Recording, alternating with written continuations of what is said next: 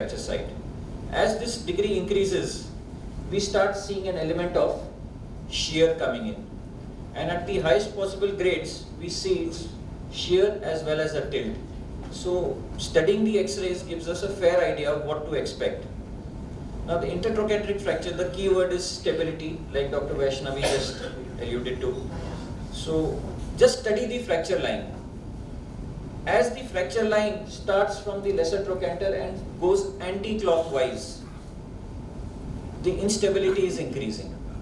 So just remember the clock, and as the needle is going counterclockwise, your instability is increasing. So what do we mean by this stable reduction, and what is this arrow pointing out? So stable means bone should touch bone across the fracture. Now where does this bone touch bone? It could be either anterior or medial, because there is posterior combination. And what does bone touching bone do actually? It offloads the implant by 70%. So once the implant is offloaded, bone is sharing load with the implant, the risk of failure reduces. And fracture line interdigitation during surgery will help counter the rotational forces also. So what else to assess on the X-ray? The degree of osteoporosis, that we are all familiar with the Singh's index, the extent of the fracture lines, the amount of combination, the greater trochanter, the lesser trochanter. Important thing is the neck shaft angle. As you can see in this patient, can you appreciate the neck shaft angle? It would not be 130, because this lady had prodromal symptoms of pain, and she had a tensile side fracture neck femur which was healing spontaneously, and now she has a spiral subtrochanteric fracture. So it is very important to study these, else we'll be in soup in the OT. Extreme osteoporosis, 91-year-old lady, simple intertrochanteric fracture, very well done fixation. Patient comes for suture removal, no complaints, and this is the X-ray. Why? Because the doctor felt there is a problem. So the implant is beautiful, but it has no bone to hold on to. Coming to the choice of the device, should we use a 130 or a 125 degree? There was a general acceptance with DHS that 130, 135 is good. But now recent studies are showing that the neck shaft angle is reducing. And with increasing age, the angle is reducing further. So the consensus is now shifting towards 125 degrees. So check the neck shaft angle. As an example, in this case, a subtrochanteric done. The opposite side neck shaft angle is, if you can see, 125 degrees, not 130. So you have to then deal with it accordingly. Intraoperatively, quality of reduction, like Dr. Vaishnavi showed, the center of the head is almost at the level of the tip of the GT. So if you see here, the center of the head is a little higher, so this tells us this fragment probably is in flexion. So once we get the reduction, the AP view can tell us whether the fragment is in flexion or not. Checking the reduction is equally important in the lateral view. And there we match the anterior cortices with whatever tool you want to do. So the implant choices may vary. But what is the most crucial variable is, in our hand, is where we decide to place it. So that's the lag screw position. And this is during the intraoperative imaging. So it should be always center. There we have a paper from 1959 telling us what the zones are, and always aim for center, the Cleveland zones. Is this always possible? That is a question I asked myself, and I read about this. With all of us sitting here and one common nail, it's almost impossible to get it center every time. If we do a nailing, the lag screw position is the third step. So the precision risk of missing the center is higher. So it's not possible to get it center always. So if not best center, where else? Aim a little below the center and cross the primary compressive trabeculae. That is important for the best hold. So intraoperative imaging is very important. A word on basicervical fracture, it is less than 2% with very short fragments and a lesser trochanter intact. So the controversy is these can be managed as an IT fracture or as a neck fracture. So that decision is based on the surgeon's preference. Subtrochanteric fractures, we all know in young they are bad, in elderly they are worse. So we have the spiral variant, it's bad. But beware of the transverse fracture variant. Beware of the transverse fracture variant. Any option, any reason why from the audience, young guns? So this was a transverse variant. The lady had lung carcinoma. Why? Because we anticipated this, we got a biopsy done and it came out lung carcinoma. And this is 4 months down the line. She died 15 days later, but she just came back to say thank you when I requested and took her X-ray, which shows an expansile lesion here. So a subgroup of subtrochanteric fractures is this what we are seeing now more and more. A clean transverse break with minimal trauma. What is important in this fracture is not treating it, but beware on the other side. Something else could be boiling. If the drug has affected this side, why not the other side? So this is the lady on the other side. We got an MRI done. If you can see the black line here, I think you can't appreciate it. Don't hesitate, get an MRI done. It will show you a white spot. If you see a white spot, please counsel the patients and do a prophylactic nailing. Any idea what this is?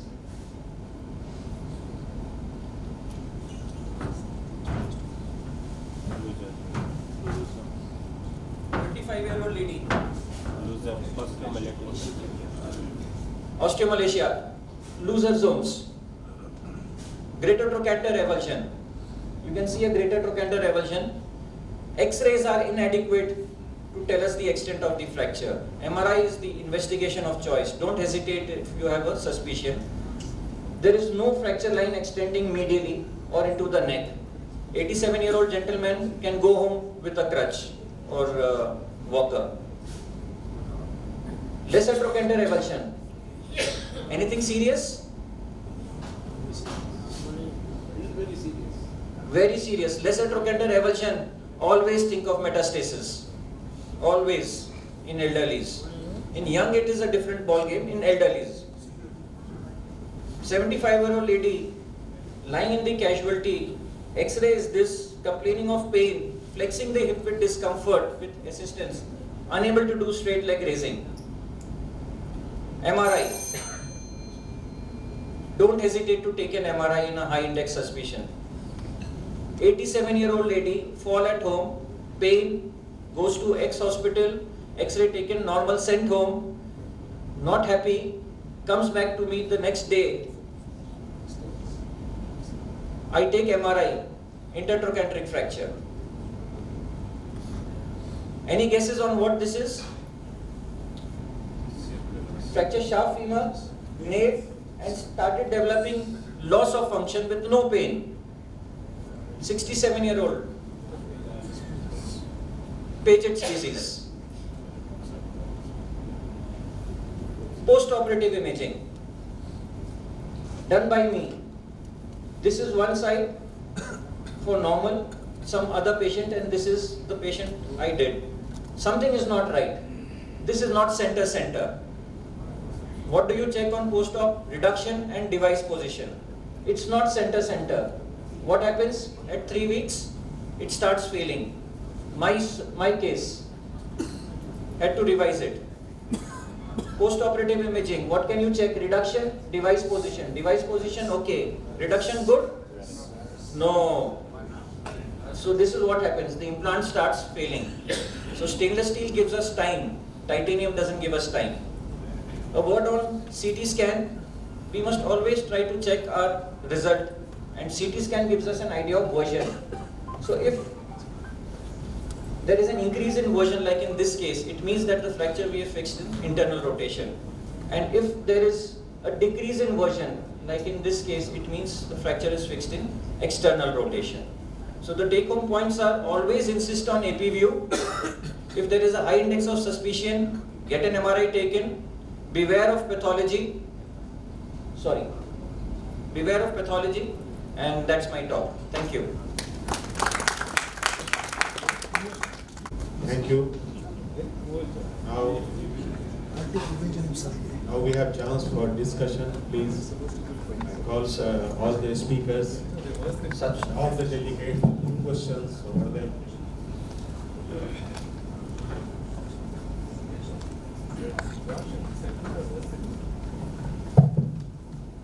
Order. Sir. A statement you made when you said atypical fractures for the bisphosphonate one, you said, don't worry about the fracture, think about the other side. But you also have to worry about that fracture That will because... come later in the yeah, yeah. So those fractures are a big problem and we'll be discussing it later. If you don't get things exactly right, they almost always are going to fail in your fixation.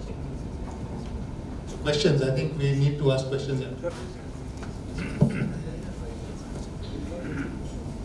Sir, in PFN or mechanical, sir, in PFN or TFN, we put two screws in the proximal fragment. Then it may not go in the center position. Then what will be the position? Center theme came with the single device, DHS or the single screw device. The two screw device is something different. So, which is the load bearing screw? That is the lower one. If you put that in the center, you can't use the upper one then. So that principle is different. That is based more on prevention of rotation.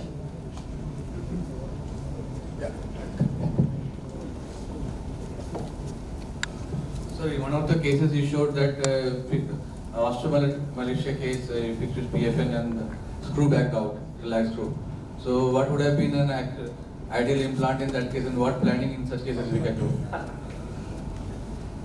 So 91-year-old, a spiral blade was hammered in, feeling that that is the best device to give you hold and prevent rotation. My option would have been if given a choice, a two screw device like the Intertan or a single screw with cement augmentation. So Intertan is also like more of like a so screw is not going to have a hold. Only the biomechanics is just a little bit different in Intertan. Valid point. That is my feeling. We can ask Dr. Sadhu and Dr. Vaishnavi for their opinion. When you are hammering something, you don't get a feel of how good the bone quality is. When you are tightening a screw, you get a better biofeedback of the purchase or the resistance.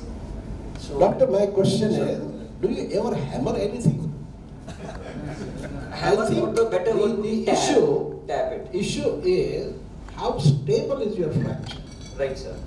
which you make stable. Right. Then with your guide wire, you get basic stability. Right, sir. Sometime one or two Right, sir. for a rotation. And when you are place screwing right better, that screw must further bring the fracture together. Right, sir. Now there's a perfect assembly. If you have to do that, that's why your jigs and tools are important. If your tools and this doesn't match, they require force. So my feeling is, when you do that, don't use this. Use this sound. That sound is very important when you brace it.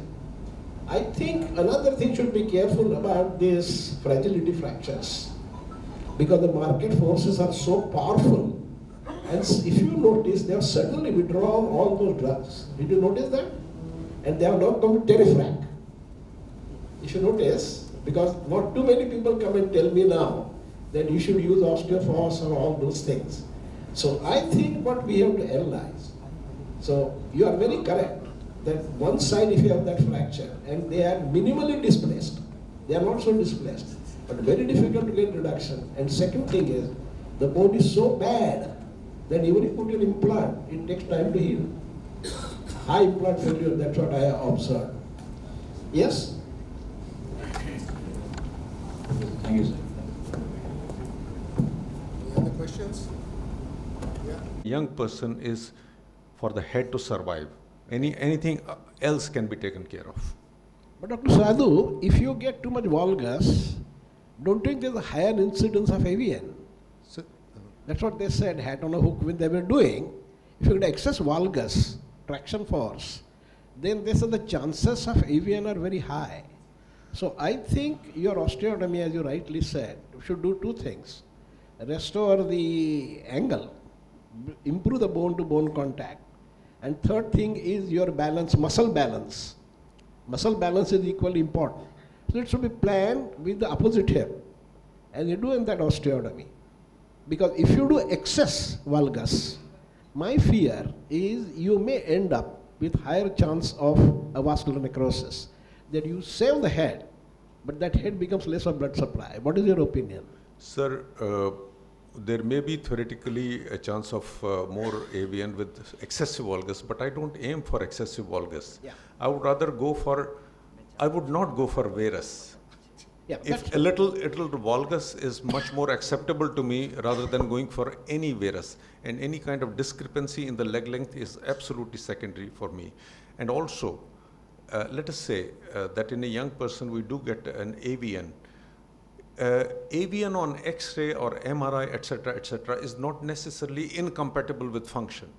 So, primary job is to try and salvage this hip in a young person who is going to live for a very many decades. So I'm trying to push the so-called THR for a much later date. So also a valgus osteotomy is slightly different from a valgus reduction. When you reduce it in valgus, that's when you get an increased AVN. Here the osteotomy is below, so you're not actually reducing it in valgus, you're just realigning the forces going through the hip. Where you prefer to have osteotomy? About the lesser trochanter level, where you prefer to have upper, middle, lower, which part? Yeah, good question. Yeah. Generally, to some extent, the original fracture configuration would dictate that if it is a fresh fracture or you're trying to do a salvage. But I tend to do just my primary osteotomy goes just above the lesser trochanter. I want to cancel his bone around. Question to Ritab. Have you used the Sandhu's classification? Sorry?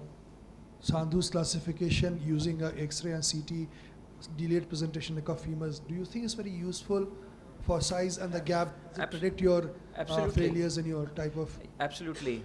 Yeah. All classifications are important. They give us information Neglected fractures. for the neglected fracture neck femurs, where there is a gap or there is no gap. So all classifications are important, I feel.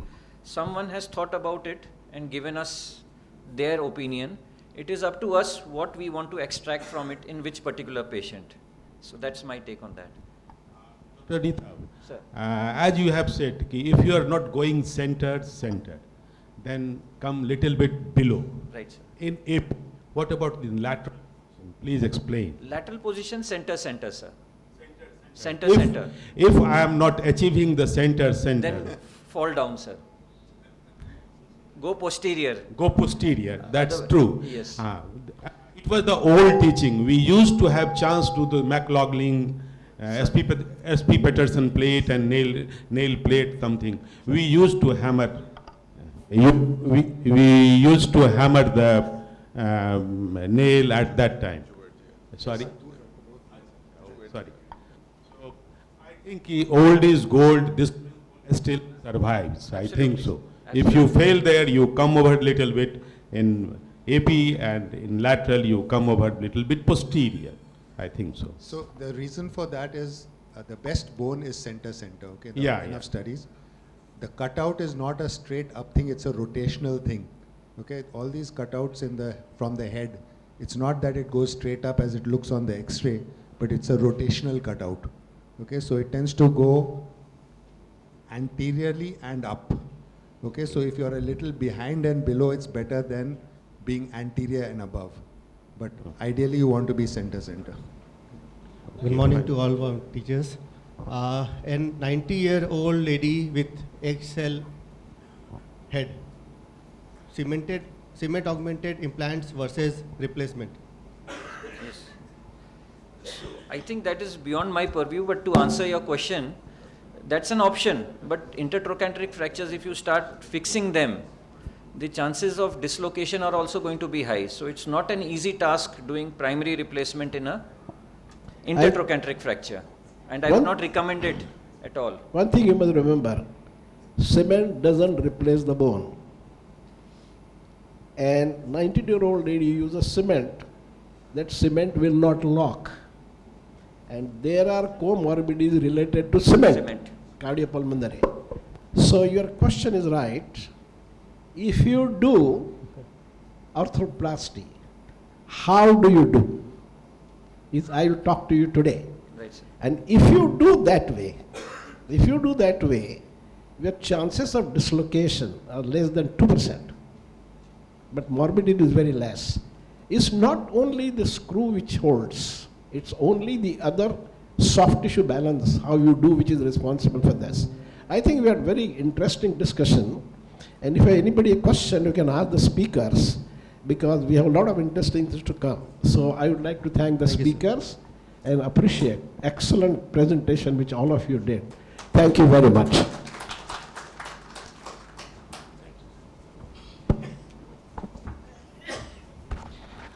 I like to thank all the moderators for chairing the session, and we want to call upon the, we would like to call Dr. Taneja sir and Dr. Captain D.K. Sinha sir and Dr. Arvind Gupta sir to moderate the next session, please. I see quite a few of delegates now in the hall, and we have a very interesting session just now, and we are going to have now management of the fractured neck femur, a very important subject. Every day we are facing this thing, and still our organizers have written it as an unsolved fracture. Let us see if we can solve this problem, and we have as speakers in Dr. Vaishnavi, Dr. Wong and Rajiv. Can I call upon Dr. Ashok to come and talk on the decision making in older patient, osteosynthesis versus arthroplasty? Thank you. So I have put the age 65 as a sort of a cutoff age, but that should not be. The chronological age is not important. What is important is how much is the osteoporosis and what are the other problems. But this is just to have a limit. I have put an age of 65.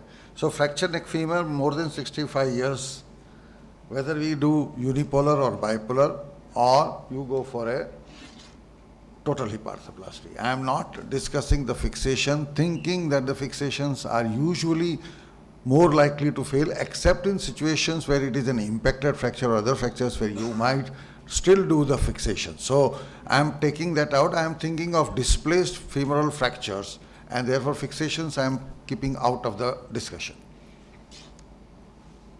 So the aim is to restore the optimum function, minimize the morbidity and mortality, and reduce the geriatric health load on the society. As Dr. Lord in his introductory says that there are a number of cases increasing of fractured femurs, proximal femurs, and with the age we are having more and more load. So if you are going to have a fracture who needs surgery, if you do a surgery which is once and all for surgery, rather than having a surgery and then doing a reoperation and all those things in a geriatric patient, that is going to be more load on the society and more load on the health care of the society. Therefore our aim is to have the minimum of that. The concern is that we want least